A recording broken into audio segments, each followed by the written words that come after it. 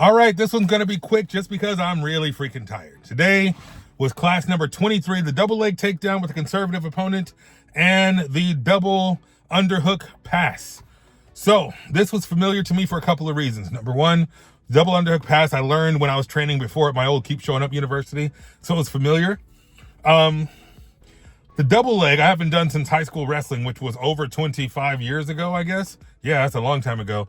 And I was about half the weight I am now. So getting this big body to move and shoot in and do a takedown was a little clunky at first, but eventually I figured it out and it freaking worked. So one thing I really appreciated about tonight was the different side control modifications. At my old school, we called it like cross side 1, cross side 2, which is great, but this was like regular side mount and modified side mount. And I liked the way it was explained about how, if someone frames, then you go to the modified side mount. And then if they try to, hug your head, you go to the regular side mount. So just again, it's the little details of why you do what you do. It's the why. And honestly, something that we did today, this is kind of an epiphany for me.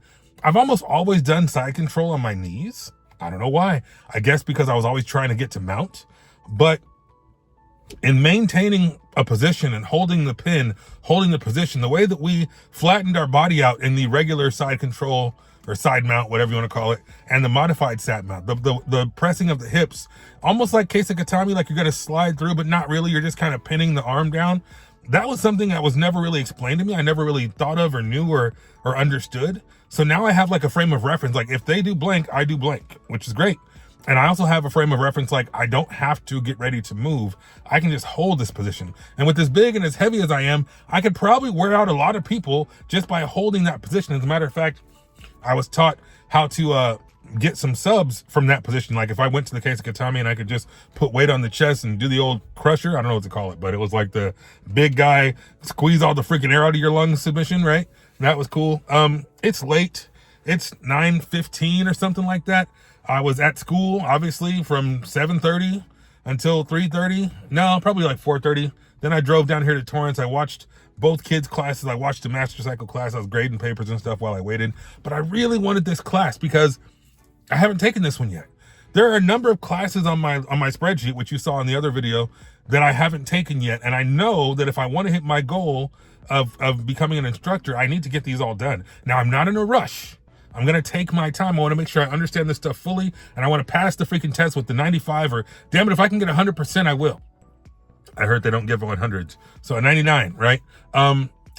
So I really want to understand it, but I also want to be exposed to it all. Like, I really think I would benefit from some private lessons, but I want to make sure I go through all of the classes first. So if we reference something that I haven't done, I'm not going to be lost. Even sometimes watching the videos on gracieuniversity.com, the website, they'll say, this is just like Punch Block Series 1, Series 2, Series 3. And we've covered that in classes, but I've never taken the Punch Block class. And they'll reference other things like, this is just like the mount control class. And I'm like, I haven't done the mount control class yet. So I'm really trying to get every class done.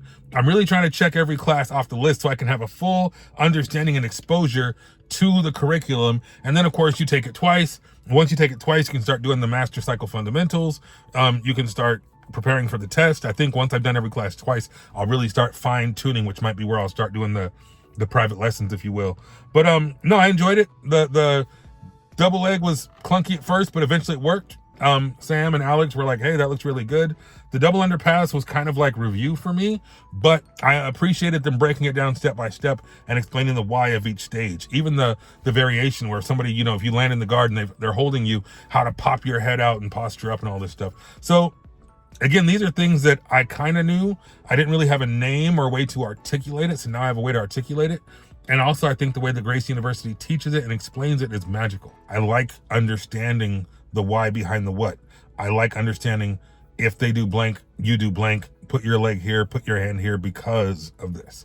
I was missing the because. And so now I have the why, and I'm excited about the why.